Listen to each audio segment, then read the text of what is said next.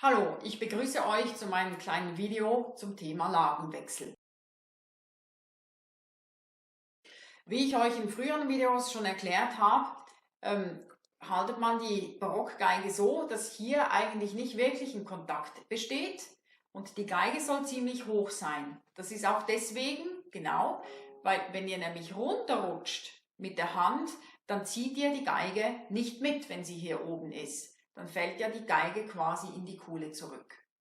Jetzt gibt es doch schon Momente, wo ihr die Geige so ein bisschen halten könnt, weil wenn ihr ein bisschen Sicherheit braucht, das ist auch überhaupt nicht verboten, wenn ihr nämlich die Traktate aus der Zeit 18. bis 19. Jahrhundert lest, dann ist nirgends geschrieben, dass man die Geige unter keinen Umständen halten darf.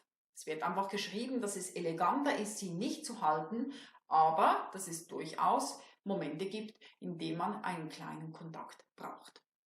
Wenn ich jetzt nach oben rutsche, ich drehe mich mal hier um, damit ihr das schön seht, dann geht einfach die ganze Hand mit.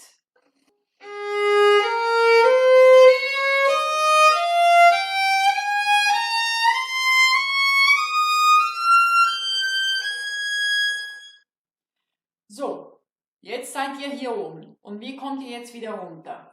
Also das Einfachste ist am Anfang natürlich, wenn ihr so hoch seid, den Daumen hier zu lassen.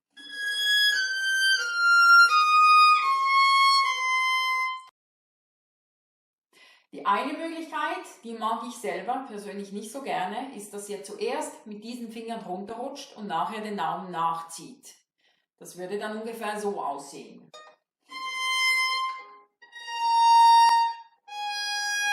Und jetzt nehmt ihr den Daumen mit. Die andere Möglichkeit ist, dass ihr zuerst mit dem Daumen rutscht und nachher erst die Hand mitnehmt.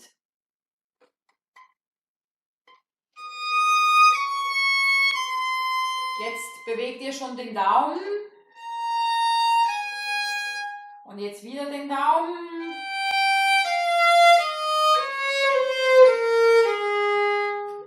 Und noch einmal im Zusammenhang.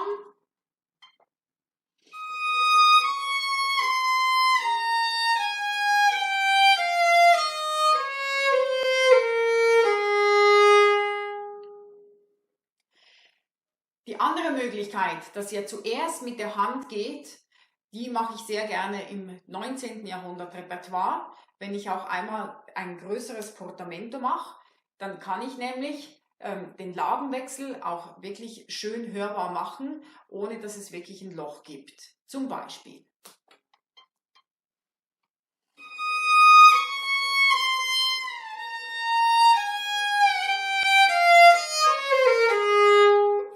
Das war jetzt eine Mischung aus Fingern und Daumen, aber gerade hier oben ist es manchmal ganz schön, wenn man mit den Fingern wirklich nachschleifen kann. Ihr könnt natürlich auch die leere Seite benutzen, um einen Lagenwechsel zu machen. Das heißt, während ihr die leere Seite spielt, habt ihr schön Zeit runterzugehen zum Beispiel.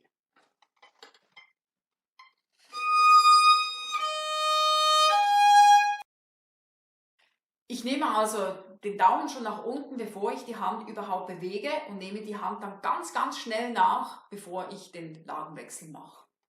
Nochmal. Und ihr seht, ich halte nicht wirklich die Geige, sondern ich fixiere sie so ein bisschen. Ich nehme einfach Kontakt auf, um zu wissen, wo sie ist.